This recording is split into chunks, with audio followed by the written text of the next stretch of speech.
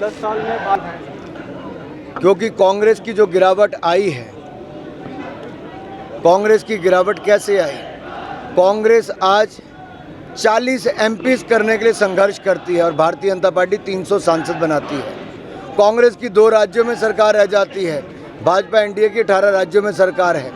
Bharatiya Janata party के देश में सबसे ज़्यादा मेयर हैं, सबसे ज़्यादा जिला परिषद हैं, सबसे ज़्यादा प्रधान हैं। जब हमारे चुने हुए प्रतिनिधि सबसे ज़्यादा है, हिस्सेदारी हमारी सबसे ज़्यादा है, तो उनको क्या लगता है वर्षों से भ्रष्टाचार करने वाली कांग्रेस, उसको लोग क्यों लाएंगे? और हम तो इलेक्टोरल बॉन्ड लेकर आए थे, पारदर्शिता लेकर आए थे, जिससे पता चला कि किसको कितना मिलता है। और भारतीय जनता पार्टी की जब 18 राज्यों में सरकार और दिल्ली में 400 सांसद, लोकसभा राज्यसभा की मिला के तब इतना पैसा है, तो मेरा सवाल है ममता बनर्जी जी के पास 1560 करोड़ रुपया कहाँ से आया एक राज्य में सरकार के कारण? हमारे पास तो केवल 6500 करोड़ आया, उससे कई गुना ज़्यादा होना चाहिए था। तो मेरा मानना इतना है कि कुछ लोगों के पास न भविष्य के लिए दिखाने के लिए कुछ है, न वर्तमान की कोई उपलब्धि है। इसलिए कांग्रेस और विपक्षी दल आज ओछी राजनीति पर उतर आए हैं। लोग उनको नकार रहे हैं और कांग्रेस और विपक्षी दल भय, भ्रम, अफवाहें फैला रहे हैं और अब डीप फेक टेक्नोलॉजी का इस्तेमाल कर रहे हैं। जब से मुकदमे दर्ज होने शुरू हुए, गृह मंत्री जी का झूठा वीडियो चलाया, तब से अब थोड़ी सी इनको सुधार हुआ है। सर, किस तरीके से लेते हैं? लगातार जो है रेल की बात जो है वो कांग्रेस हमीरपुर के लिए करती रही है, उनका जो वार है वो रेल पे ही रह रहा है, क्या कहें सर? मैं 2 बातें इस पे कहना चाहता हूँ। 40 साल तक कांग्रेस से ट्रेन ऊना नहीं पहुँची। हमने ऊना, आमबिंदौरा, दौलतपुर चौक, सारा रेलवे लाइन का काम पूरा करवा दिया, इलेक्ट्रिफिकेशन करा दी, 12 ट्रेनें चलवा दी।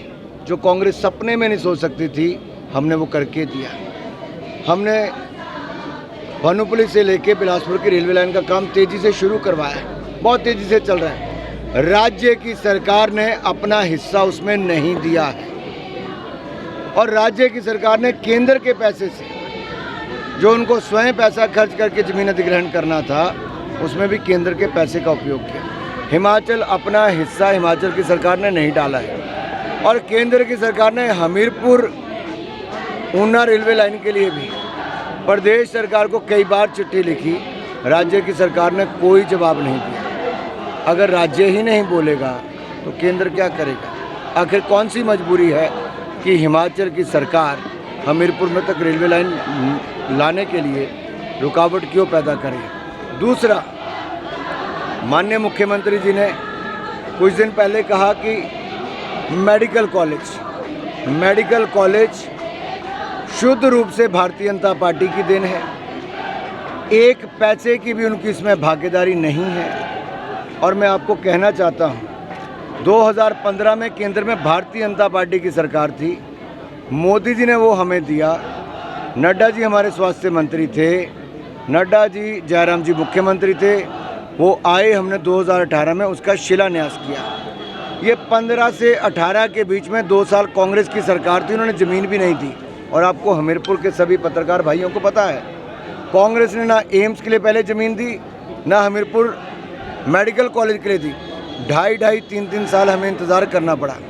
ये विकास में रुकावट पैदा करती है तो कांग्रेस करती है। सर, 3 करोड़ रुपया जो केंद्र का हिस्सा था, बहुत पहले ही हिमाचल को पूरा का पूरा दे दिया ताकि मेडिकल कॉलेज बन जाए।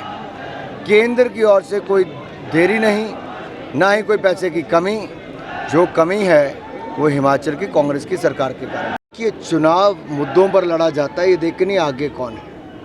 हमारे पास ढेरों उपलब्धियां भारतीय जनता पार्टी की सरकार की है। मेरे पास दुनिया का सर्वाधिक लोकप्रिय नेता नरेंद्र मोदी हैं, जिनके सामने सब, और हमारी अपनी उपलब्धियां हैं, विकास है। और इनके पास 15 महीने की झूठी गारंटियां और फेल सरकार है, जिनकी अपनी सरकार में 9 विधायक छोड़ के चले जाएं और ये कहें कि मिलने का समय नहीं मिलता, काम नहीं होते, तो आप समझ सकते हैं क्या बुरी हालत होगी। बहनें इंतज़ार करती, 1500 रुपया महीना पहले महीने से मिलना था, 16 महीने बीत गए, एक बहन का 21-21 हज़ार रुपये का नुकसान हो गया। एक परिवार में 4 बहनें तो 84 हज़ार का नुकसान हो गया है। और मैं आपको बताता हूँ, जो 2 रुपये किलो गोहा और गोबर और 100 रुपये लीटर दूध खरीदना तो वो भी नहीं खरीदा। युवा ठगे गए, 5 लाख नौकरी मिलनी थी, नहीं मिली। 600 करोड़ रुपया स्टार्टअप फंड के लिए देना था, नहीं दिया। उचित दाम इन्होंने हॉर्टिकल्चर के लिए देने थे, बागवानों को नहीं दिए। किया क्या? आराम। और इस चुनाव के बाद आराम ही करेंगे। सर